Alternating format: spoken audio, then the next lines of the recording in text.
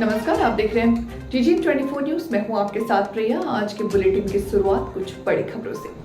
तहसील गरोठा में आज उप जिलाधिकारी कार्यालय के सामने एक ही परिवार के दो पक्षों में जमकर हुई मारपीट। जमकर चले लात घूसे, सोशल मीडिया पर वीडियो हुआ वायरल। जानकारी के अनुसार रामपुरा निवासी एक ही परिवार के लोग बताए जा रहे हैं। जब मीडिया को जानकारी हुई तो पता चला कि महिला के द्वारा छेड़खानी का आरोप लगाया जा रहा था, जिसको लेकर आज उप जिलाधिकारी कार्यालय गरोठा के सामने जमकर मारपीट हुई। पुलिस ने दोनों पक्षों की अलग अलग करके कोतवाली गरोठा में ले गई। अब देखना ये है कि इस प्रकरण में क्या कार्रवाई गरोठा पुलिस के द्वारा होती है, जबकि दोनों पक्ष एक ही परिवार के लोग हैं। पुलिस लाइन में एसओजी टीम व थाना भोगांव पुलिस ने पुलिस अधीक्षक की अभिरक्षा में मौजूद यहाँ वह 4 शातिर चोर हैं, जिन्होंने सरकारी राशन की दुकान में चोरी की वारदात को अंजाम दिया था। पुलिस पूछताछ में इन्होंने अपने नाम अमित कुमार पुत्र नरेश चंद्र, अजीत पुत्र महेंद्र सिंह, साक्य गोपी पुत्र बालक राम, महेश पुत्र मनीलाल, निवासीगढ़ मोहल्ला चौधरी कस्बा भोगांव बताए हैं। इनके पास से पुलिस ने 161 बोरी अनाज, गेहूं, चावल, बाजरा भी बरामद किया है। बता दें कि 21 और 22 फरवरी की रात्रि में थाना भोगांव क्षेत्र के मोहल्ला चौधरी स्थित सरकारी राशन की दुकान में अज्ञात चोरों द्वारा राशन की चोरी की वारदात को अंजाम दिया गया था, जिसके बाद थाने पर मुकदमा दर्ज किया गया था। पुलिस अधीक्षक विनोद कुमार ने घटना के खुलासे के लिए कई टीमें को लगाया और पुलिस टीम को तत्काल घटना के खुलासे के कड़े दिशा निर्देश दिए थे। एसओजी टीम और थाना पुलिस ने आखिरकार मुखबिर की सूचना पर 24 फरवरी के दिन पड़वार रोड स्थित राजवा के पास से एक महिंद्रा पिकअप बोलेरो लोडर के अभियुक्त गनों से कब्जे में 161 बोरी अनाज, चावल, बाजरा बरामद करते हुए चोर को गिरफ्तार किया है। एक चोरी का खुलासा किया है, क्या है पूरा मामला? ये 21/22 की रात को एक सरकारी राशन की दुकान है, जिसमें चोरी की घटना हुई थी, जिसमें 22 तारीख को भोगांव में मुकदमा पंजीकृत किया गया था। आज हमारे स्वाट टीम के राजेश और भोगांव पुलिस के संयुक्त प्रयास से इसका अनावरण किया गया है और इसमें 4 जो इसमें घटना में शामिल थे 4 लोगों को गिरफ्तार किया गया है। इसमें अमित, अजीत, गोपी और महेश, ये 4 लोग हैं। ये चारों भोगांव के रहने वाले हैं और इनके निशादेही पर जो चोरी गया माल था 161 बोरी, जिसमें गेहूं, चावल, बाजरा और चीनी के कट्टे हैं, तो ये सब बरामद किए गए हैं। तो इस तरह से ये हमारी पुलिस ने 24 घंटे के अंदर ही ये पूरी घटना का पर्दाफाश करके और सारे जो चोरी गए माल की बरामदगी की है। सर, चोरी में मास्टरमाइंड कौन था? इसमें चोरी का मास्टरमाइंड महेश बताया जा रहा है और इसी की मिली भगत से, और ये जो पिकअप का चालक है और इसके साथ जो काम करते थे, लोगों ने इस घटना को अंजाम दिया। सर, अभियुक्तों को या आपराधिक इतिहास भी है क्या? अभियुक्तों के आपराधिक इतिहास के बारे में भी बहुत जानकारी नहीं मिली है, इनसे पूछताछ की जा रही है। सर, खुलासा करने वाली टीम को बेगूसराय के सांसद गिरिराज सिंह लगातार नीतीश कुमार पर हमलावर हैं। बेगूसराय के आईओसी गेस्ट हाउस में आयोजित एक संवाददाता सम्मेलन को संबोधित करते हुए गिरिराज सिंह ने बिहार के लॉ एंड ऑर्डर पर जहां सवाल खड़ा किया, वहीं आरजेडी प्रदेश अध्यक्ष जगत नंद सिंह और सहकारिता मंत्री पर जमकर हमला बोला। गिरिराज सिंह ने देश के रक्षकों को कोई गाली देता है तो वह गाली देश के रक्षकों को नहीं पड़ता है, बल्कि उस व्यक्ति और देश को गाली पड़ता है। अग्निवीर एक अच्छी योजना है जिस पर अग्निवीरों ने अपना बयान दिया है। उन्होंने कहा कि आवश्यकता आर्मी में एक आदमी को लेने की है, उसके बदले 4 आदमी को लिया जाता है। इस दौरान एक व्यक्ति को जॉब देकर 3 को रेडी टू जॉब रखते हैं। अगर रेडी टू जॉब को गाली देना है, अग्निवीरों को गाली देना है, आर्मी में जाने वालों को गाली देना है, तो मैं ऐसे लोगों को प्रणाम करता हूँ। ऐसे लोग नरेंद्र मोदी को गाली देते रहे हैं, नरेंद्र मोदी को अपनी वीर बनाकर देश के सामने प्रस्तुत कर चुका है। वहीं बिहार आरजेडी के अध्यक्ष जगन्नाथ सिंह के द्वारा भाजपा और आरएसएस को अंग्रेजों की तरह भगाने की बात पर अपनी प्रतिक्रिया देते हुए गिरिराज सिंह ने कहा कि जगन्नाथ सिंह पहले बिहार से पहले पीएफआई को भगाए, जो नाक के तले देश के अंदर में मुस्लिम राष्ट्रीय बनाना चाहता है। जगदा बाबू ने कहा है कि जैसे अंग्रेज को भगाए थे उसी तरह बीजेपी आरएसएस को भी भगाएंगे। रैली है कल को लेकर। बिहार में पहले पीएफआई को तो भगा दें, जो नाक के तले देश के अंदर में मुस्लिम राष्ट्र आईएसआई का बनाना चाहता है, वो तो उसको हटा दें। इनकी जुबान नहीं खुलती है। ये वोट के लालच में बिहार के अंदर वैसे तत्वों को बढ़ावा दे रहे हैं जो बिहार के पूर्वांचल में या बिहार के पटना में छाती ठोक करके इस्लामिक स्टेट बनाने की बात करता है। कानून व्यवस्था पर क्या कहेंगे? कानून व्यवस्था आज बेगूसराय बिहार की हृदय स्थली है आदोई का, लेकिन यह उद्योग तभी फलेगा फूलेगा जब अमन चैन होगा। यहाँ मुख्यमंत्री फरवरी में आए, मैं केवल फरवरी का कह रहा हूं, 16 तारीख को, केवल 16 को घटना नहीं घटी है, नहीं तो 16 के पहले और 16 के बाद रोज हत्या अपराध हो रहा है। यहाँ अपराधियों का मनोबल बढ़ गया है, बेखौफ हो गया है। अखिल भारतीय विद्यार्थी परिषद के कार्यकर्ताओं ने आज मोमबत्ती लेकर जिला शिक्षा पदाधिकारी के कार्यालय में उन्हें खोजा। इसके साथ ही 10 की संख्या में कार्यकर्ताओं ने जिला कार्यक्रम पदाधिकारी एवं डीईओ कार्यालय से संबंध अन्य कार्यालय में भी उन्हें खोजा। इस अवसर पर विद्यार्थी परिषद के पूर्व राष्ट्रीय कार्यकारिणी सदस्य अजीत चौधरी ने कहा कि वर्तमान जिला शिक्षा पदाधिकारी विगत 1 वर्ष से अपने कार्यालय या तो आते नहीं है या जब मन होता है आते हैं और चले जाते हैं।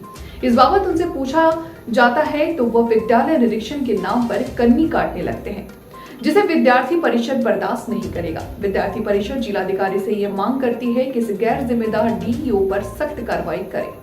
परिषद मोमबत्ती लेकर के आज जिला शिक्षा पदाधिकारी के कार्यालय में हम लोग उनको ढूंढने आए। हम लोग बराबर यहाँ आते रहते हैं और जब कभी हम लोग आते हैं वो कार्यालय में उपस्थित नहीं रहते, और जब हम लोग से पूछा जाता है तो वो लोग बताते हैं कि वो विद्यालय निरीक्षण पे गए हैं। विद्यालय निरीक्षण को एक उद्योग के रूप में इन्होंने स्थापित किया है और अखिल भारतीय विद्यार्थी परिषद इस उद्योग का ठेकेदार बेगूसराय जिला के जिला शिक्षा पदाधिकारी को मानती है। उन्हें यह लगता है कि उनके जाति या उससे संबंधित सरकार है तो उस पर किसी प्रकार की कार्रवाई नहीं होगी, लेकिन अखिल भारतीय विद्यार्थी परिषद के कार्यकर्ता विगत दिनों और विगत वर्ष में बेगूसराय जिला में विभिन्न जिला शिक्षा पदाधिकारी को उनका औकात दिखाने का काम किया है और इस जिला शिक्षा पदाधिकारी को भी विद्यार्थी परिषद उनका औकात दिखाने का काम करेगी। उन्हें यह लगता है कि यह उनका निजी आवास है और उन्हें जब मन तब आएंगे और चले जाएंगे, तो उन्हें कतई विद्यार्थी परिषद से बर्दाश्त नहीं करेगी। हम लोग आर पार की लड़ाई लड़ने के लिए तैयार हैं। हम जिला पदाधिकारी से मांग करते हैं कि इन पर सख्त से सख्त कार्रवाई करें और अविलंब इन्हें सस्पेंड करें या ये समय पर कार्यालय आए, नहीं तो विद्यार्थी परिषद लगातार इनके खिलाफ आंदोलन करती रहेगी। क्या नाम है आपका? पुरुषोत्तम कुमार, जिला संयोजक विद्यार्थी परिषद। कवरई ब्लॉक में आयोजित मुख्यमंत्री विवाह सम्मेलन में 51 जोड़े की दूजे की हुई, जिसमें 2 जोड़ों का निकाह हुआ। मुख्य अतिथि सदर विधायक राकेश गोस्वामी, अति विशिष्ट अतिथि सांसद पुष्पेंद्र सिंह चंदेल, विशिष्ट अतिथि एमएलसी जितेंद्र सिंह सेंगर, आयोजनकर्ता ब्लॉक प्रमुख अरविंद सिंह उर्फ राजू सिंह, सीडीओ चित्रसेन सिंह, बीडीओ राहुल पांडे के अलावा अधिकारियों और जनप्रतिनिधियों ने सभी जोड़ों को आशीर्वाद दिया।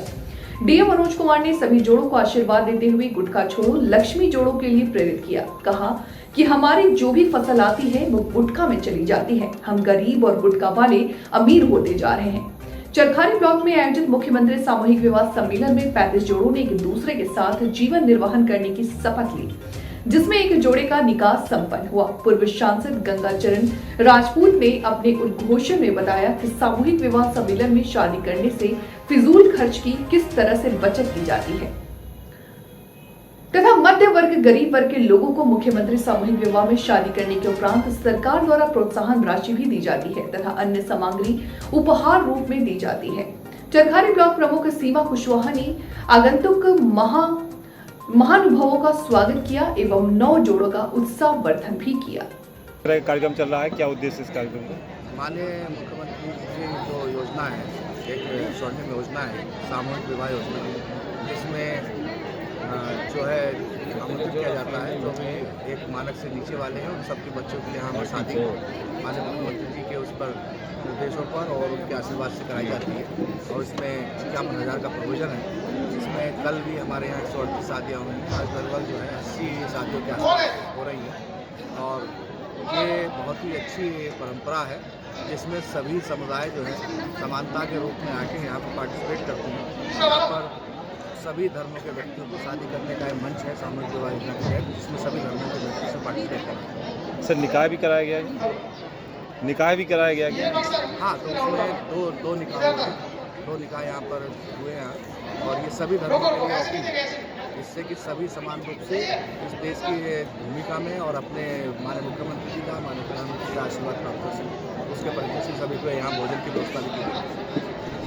भागलपुर के सबौर प्रखंड के भिट्ठी गांव शिवरात्रि को लेकर जोड़ा महादेव मंदिर के पास ट्रांसफार्मर में स्विच कट गड़बड़ी के कारण शिवरात्रि से लेकर अभी तक लाइट का प्रॉब्लम इसकी सूचना मिली। समिति के सभी लोग सब और ग्रिड जेई एवं तमाम बिजली विभाग के अधिकारी की सूचित किया, लेकिन ठीक नहीं करने के बाद आज बिजली बिल उगाने के लिए आया था जिसमें ग्रामीण आक्रोश दिखे। वो मेरा बोला कि लाइन आपको करवाना होगा। अब क्या है बिना विभाग में गए थे, क्या वो नंबर दिया और देखिए यहाँ पे लिखा हुआ है उसका दस्तखत में हमारा हुआ। क्या प्रॉब्लम क्या था पूरा बताइए। का कनेक्शन आपने पहले लिया है? जी जी। और फिर आपको लेने के लिए बोला गया? जी, ये काट के फिर बोला कि रीलाइन करवाना होगा आपको। इसके लिए पैसा कितना मांगा? पैसा मांगा कि बिल जमा कीजिए फुल। हम बोले कि सर काट दीजिए लाइन, तो बोला कि नहीं अब कुछ पैसा दीजिएगा 1000 रुपया कम से कम। आपका बिल तो अप टू डेट है ना? जी, अभी कल कटवाए हैं सर, अप टू डेट नहीं है। पिछले कितना बिल था बाकी? 9100 रुपया। दिए उनको कितना? 1000 रुपया। किस लिए दिए थे? लाइन बचाने के लिए। लाइन बचाने के लिए? हाँ कि नहीं, यानी वो घूस लिया 1000 रुपया आपसे? नहीं, तो दिया, बिल दिया है। रिसीविंग दिया है।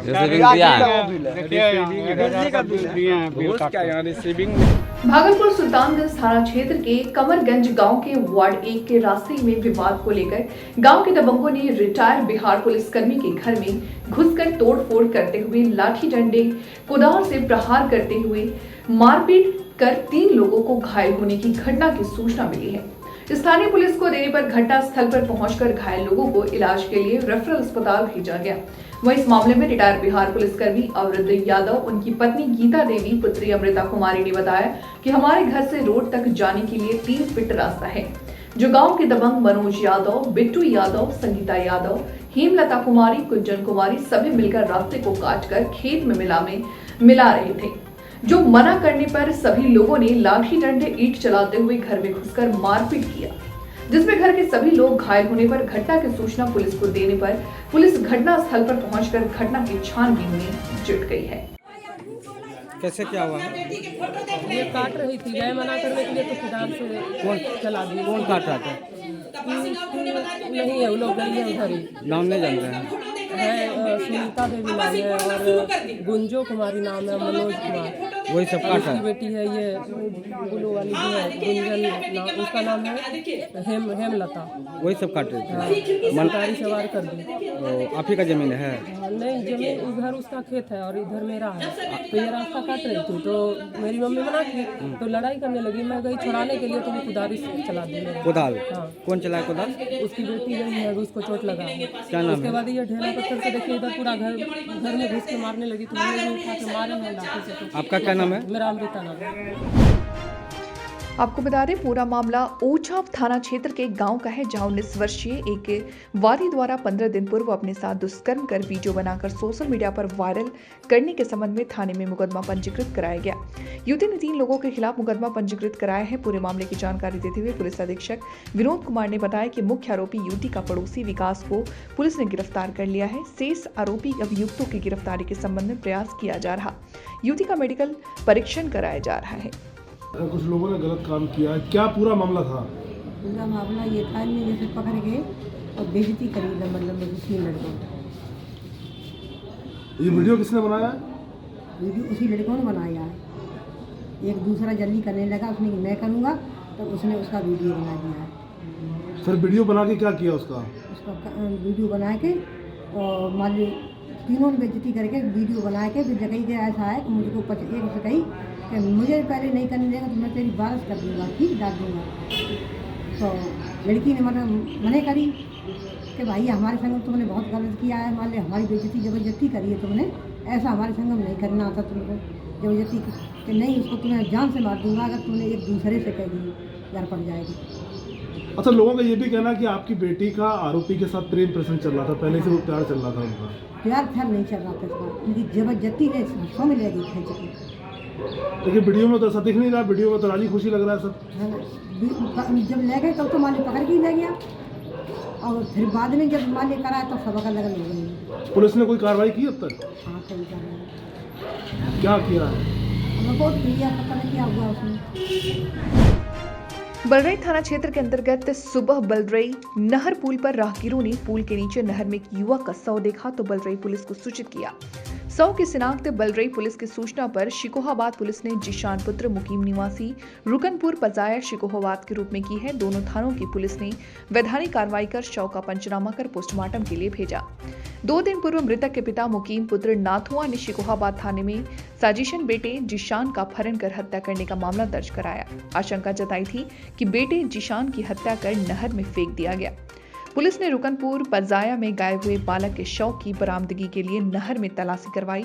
असफलता मिलने पर पुलिस ने बालक की तलाश के लिए आसपास के जनपदों में सूचना भिजवाने के साथ सोशल साइट्स पर भी बालक के फोटो डालकर लोगों से जानकारी देने के लिए कहा था, जिससे जल्द से जल्द बालक के शव को बरामद किया जा सके। शुक्रवार सुबह जसवंत नगर के बलरई क्षेत्र में नहर पुल पर राहगीरों ने शव को देखा और बलरई पुलिस को सूचना दी। बताते चले कि 2 दिन पूर्व रुकनपुर पजाया निवासी मुकीम पुत्र नाथुआ, जो कि फल बेचने का काम करता है, ने सिकोहाबाद थाने में अपने बेटे जिशान का अपहरण और हत्या का मुकदमा दर्ज कराया था, जिसमें गंभीर आरोप लगाते हुए कहा कि उसकी पत्नी फरजाना और मेरे भाई फरमान के बीच प्रेम प्रसंग है। लाख समझाने के बाद बेटे जिशान को प्रेम प्रसंग में अवरोध मानकर दोनों ने मिलकर उसके 11 वर्षीय बेटे जिशान का अपहरण कर गायब कर दिया। भाई ने बेटे की हत्या कर शव को भोगनीपुर ब्रांच नहर में फेंक दिया है। पीड़ित का आरोप है कि रविवार की रात में ही बालक को गायब किया गया था। फिलहाल वक्त हो चला एक छोटे से ब्रेक का। जल्द हाजिर होंगे ब्रेक के बाद, तब तक के लिए आप बने रहे हमारे साथ। मुझे दीजिए इजाजत, नमस्कार।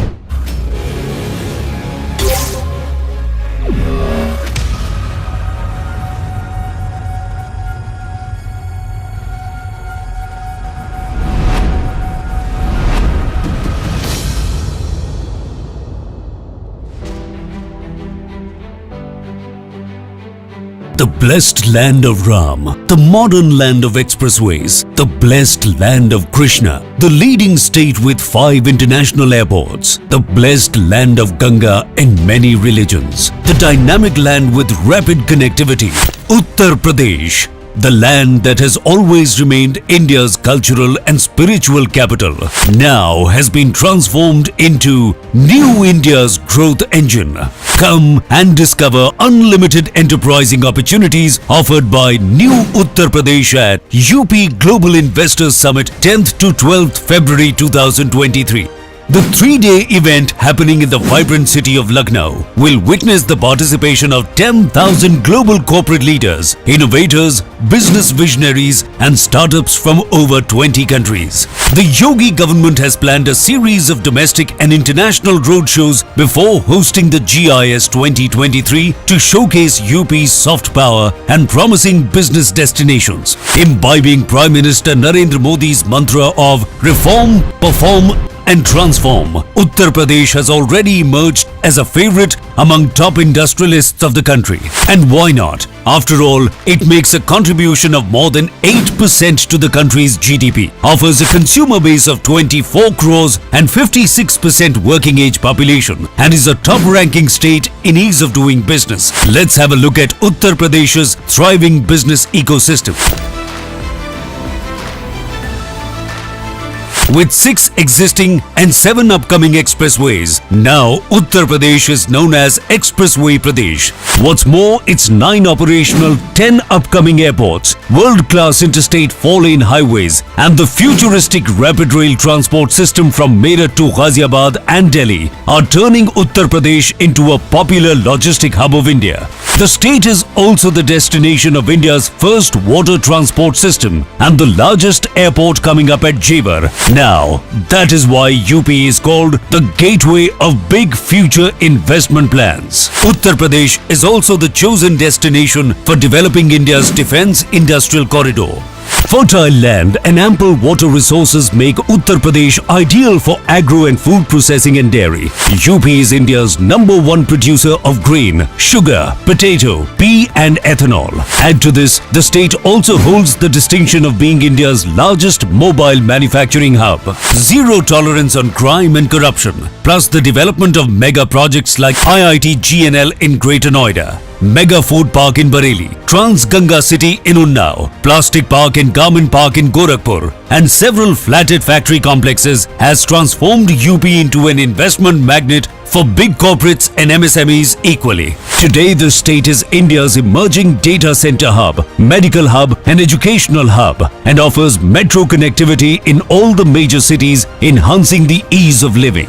Such is the positive response to the plan of developing Film City in Noida that today Uttar Pradesh has turned into India's preferred shooting location. Another successful endeavor is the One District, One Product project, which now many other Indian states are following. No doubt, with 90 lakh MSMEs thriving dynamically, UP is the new MSME hub of India. So come and explore sector-specific industrial project, robust infrastructure, and India's best industrial policies, all customized to expand your business. Inspired by PM Modi's dream of Digital India, UP's digital progress is remarkable. Here you can give your business the desired edge through single window portal for all application and approvals, online incentive management system OIMS for application of incentives, investors relationship management system for hand-holding support. All these investor-friendly initiatives have one goal: highlighting Uttar Pradesh on global platform